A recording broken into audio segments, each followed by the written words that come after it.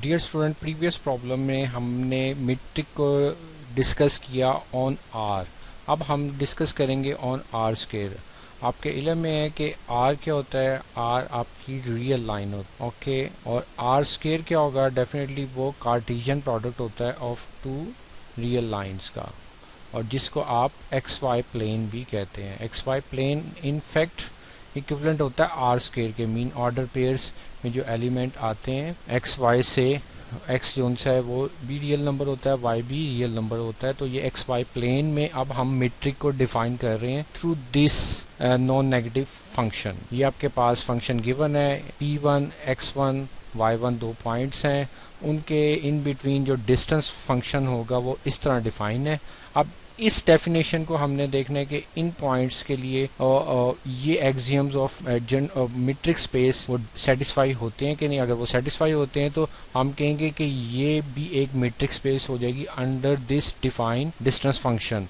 और आए अब हम इसको डिस्कस करते हैं। फर्स्ट एक्सियम है जी आपका m1 के आपका जो भी डिफाइंड डिस्टेंस फंक्शन हो वो नॉन नेगेटिव हो। नॉन नेगेटिव होने का मतलब कि उसकी जो भी वैल्यू आए वो नॉन नेगेटिव होनी चाहिए। तो देखें जी, यहाँ पर आपके पास जो स्क्वायर रूट का फंक्शन है वो पॉजिटिव स्क्वायर रूट है। देखें, आपके इल्म में होना चाहिए कि आपके पास से जब आप कहते हैं कि एक्स स्क्वायर आप जब कहते हैं कि x is equal to Y square है, तो आप दोनों तरफ जब स्क्वायर रूट लेते हैं तो आपका ये आंसर आता है x और y स्क्वायर। अब देखें, ये बहुत कॉमन मिसकंसेप्शन है, बहुत कॉमन मिसकंसेप्शन है कि स्क्वायर रूट के साथ अगर आपके पास ये 4 स्क्वायर रूट है तो इसके साथ इसका आंसर 2 प्लस माइनस 2 है। ये बिल्कुल गलत कॉन्सेप्ट है। इसका answer just square root of 4 ये 2 ही आएगा, क्योंकि पॉजिटिव स्क्वायर रूट ले रहे हैं। तो देखें, यहाँ पर आप जब इसको लिखते हैं तो ये चीज़ आ जाएगी y is equal to square root of x, क्योंकि पॉजिटिव स्क्वायर रूट आपने लिया है। तो डेट्स वाई यहाँ पर ये अगर देखें तो x is equal to Y square, ये एक पैराबोला होता है। ये एक पैराबोला है जिसकी इक्वेशन होती है x is equal to Y square. तो आप देखें यहाँ पर तो y इज इक्वल टू, अगर आप कहते हैं प्लस माइनस x, तो ऊपर वाली जो ब्रांच है वो प्लस x है और नीचे वाली जो ब्रांच है वो माइनस x है। तो ये डिपेंड करता है कि आप कौन सा स्क्वायर रूट ले रहे हैं, पॉजिटिव स्क्वायर रूट ले रहे हैं या नेगेटिव स्क्वायर रूट ले रहे हैं।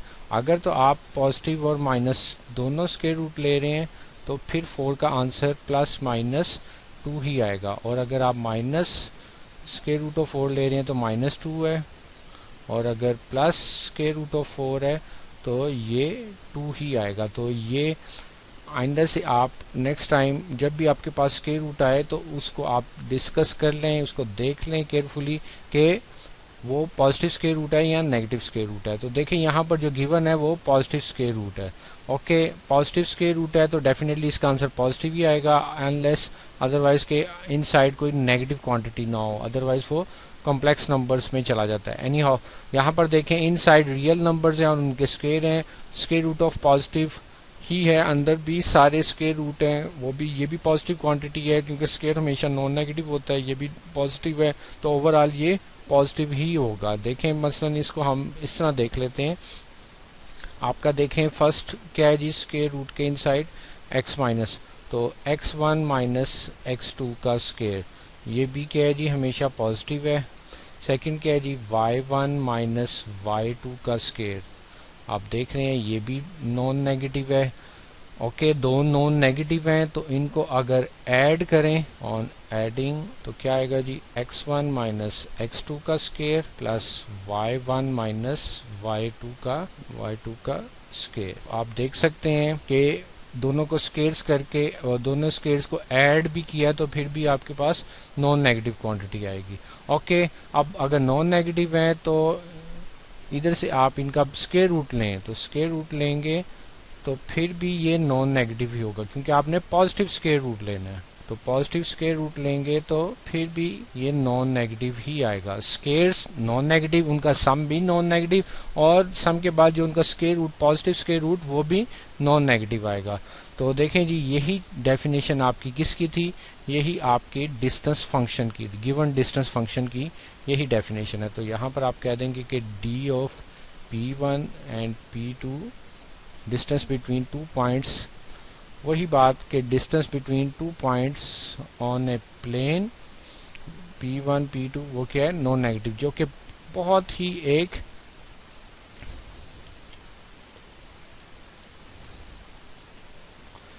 Distance between two points on the plane, जो कि बहुत एक सेल्फ एविडेंट सी चीज़ है कि लेंथ है और लेंथ कभी भी नेगेटिव नहीं होती। ये तो हमारी ज्योमेट्रिकल एस्पेक्ट था, लेकिन हमने इसको अलजेब्रिकली भी देख लिया। ओके जी, नेक्स्ट देखें जी, सेकंड प्रॉपर्टी है कि अगर डिस्टेंस फंक्शन ज़ीरो है तो पॉइंट्स कोइंसिडेंट होंगे, ये हमने डिस्कस करना है। अब देखें जी कि डी ऑफ P1 के D of P1 and P2, इसको आप ज़ीरो मानेंगे। अगर डिस्टेंस ज़ीरो है तो इट मीन्स कि डिफाइंड फंक्शन जो सा है आपका कि x1 माइनस x2 का square plus y1 minus y2 का स्केयर और इनका स्केयर रूट ये भी ज़ीरो होगा। वेल, अब देखें फिर वही बात कि अगर किसी क्वांटिटी का स्केयर रूट ज़ीरो है तो वो तब ही होगा जब वो क्वांटिटी इटसेल्फ या वेरिएबल इटसेल्फ ज़ीरो होगा। तो ये स्क्वायर रूट ऑफ समथिंग, ये जो समथिंग है इसका आंसर अगर ज़ीरो है तो ये तब ही पॉसिबल है जब ये समथिंग इटसेल्फ ज़ीरो होगी। तो इट मीन्स कि यहाँ पर आप समथिंग कह दें कि ये चीज़ ज़ीरो होनी चाहिए, तो तब ही इसका स्क्वायर रूट ज़ीरो आएगा।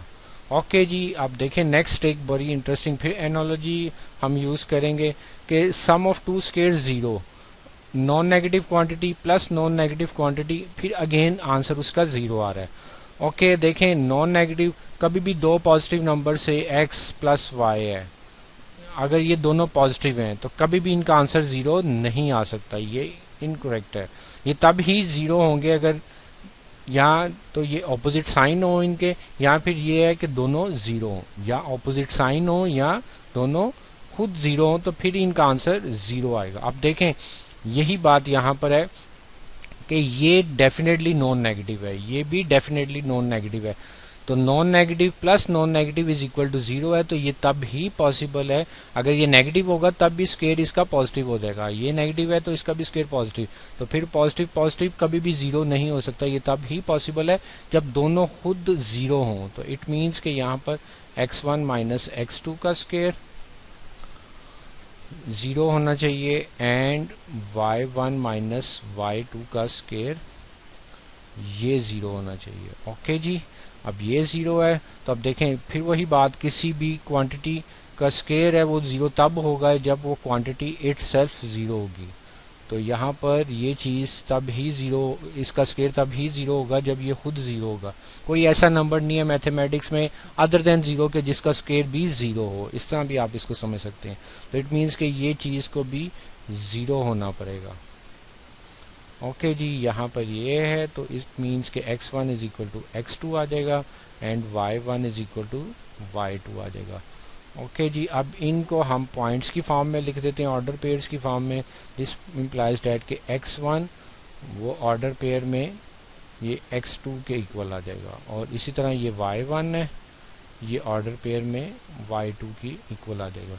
और यही क्या है जी आपका P1 is equal to P2, means के P1 और P2 की पोजीशन सेम होगी जब क्या होगा जी डिस्टेंस फंक्शन ज़ीरो होगा। और कन्वर्सली होपफुली कि आप ये खुद करेंगे, इसी को कन्वर्सली आप खुद परफॉर्म कर सकते हैं कि अगर पॉइंट्स कोइंसिडेंट हैं, सेम पोजीशन पर हैं, तो उनका डिस्टेंस क्या होगा, वो ज़ीरो होगा। बहुत कॉमन सी बात है, हमने इसको डिस्कस किया था।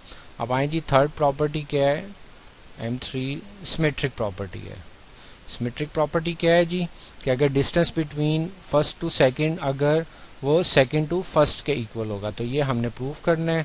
तो बहुत सिंपल सा आइडिया है, यहाँ पर बस डिफाइंड फंक्शन पे नज़र रखें आप। वो क्या है जी आपकी कि डी ऑफ P1 P2 किसके इक्वल है जी आपके पास x1 माइनस x2 का square plus y1 minus y2 का स्क्वायर। इसको प्रूव करना है आपने कि डी ऑफ P2 और P1 के इक्वल है। क्वाइट सिंपल है जी। आप देखें स्केयर्स के इनसाइड जो नंबर्स हैं वो इंटरचेंज हो सकते हैं।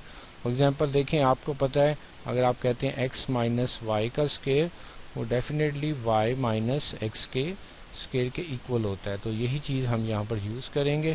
तो क्या आ जाएगा जी, ये x2 माइनस x1 का square plus y2 minus y1 का स्केयर।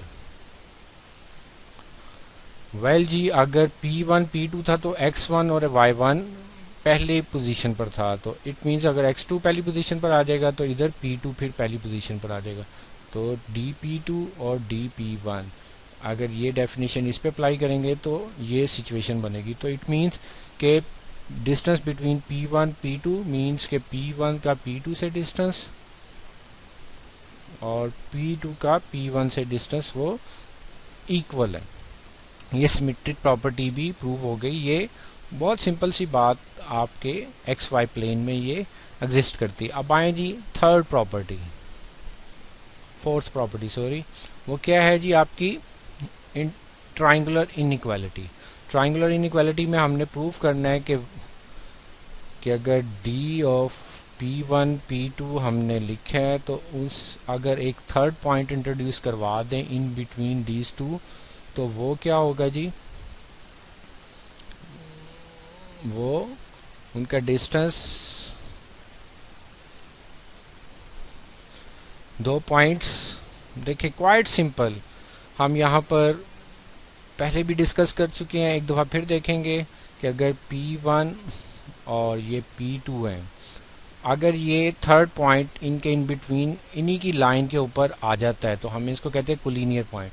तो फिर देख सकते हैं कि P1 और P2 का जो डिस्टेंस होगा वो d of P1 P2 plus d of P2 और d of P2 P1 P3 और d ऑफ P2 P3 के इक्वल होगा। d ऑफ P1 मीन्स के ये जो डिस्टेंस है P1 P2 का, बहुत सिंपल सी बात कि वो यहाँ पर ये P1 P3 और P3 P2 के इक्वल होगा। तो ये आप इधर इसको ऑब्जर्व कर सकते हैं।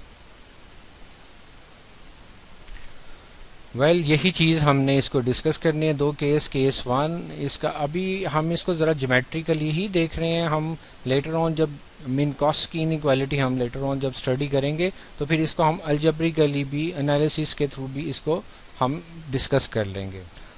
लेकिन इस वक्त हम इसको यही डिस्कस करते हैं कि इफ़ क्या है जी के P1 P2 P3 क्या है जी, कोलिनियर है। कोलिनियर मीन्स के एक ही लाइन के ऊपर हैं, एक ही लाइन के ऊपर हैं। तो दिस इम्प्लाइज डैट कि डी ऑफ क्या होगा जी, P1 P2 वो इक्वल होगा D of P1 P3 plus D of P3 P2।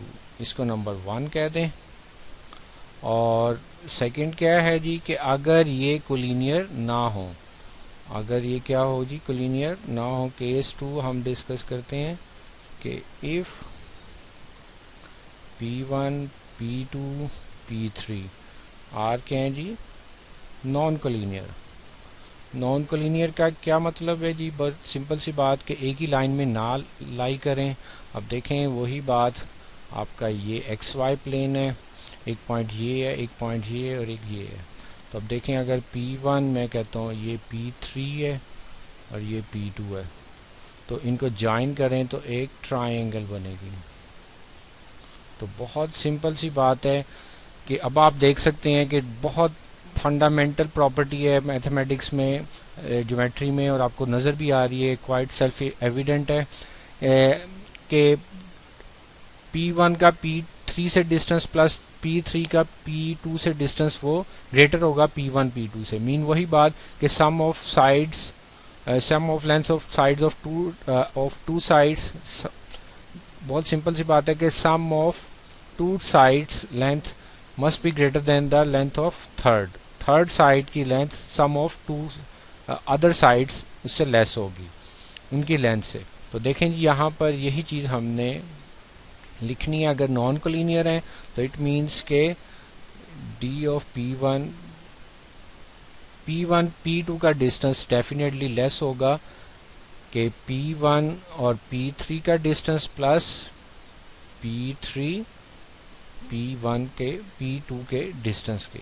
Mean ये डिस्टेंस P1 P2 का इन दोनों दिस डिस्टेंस इनको सम करें उनसे लेस होगा। तो अब देखें जी ऑन कंबाइनिंग 1 एंड 2,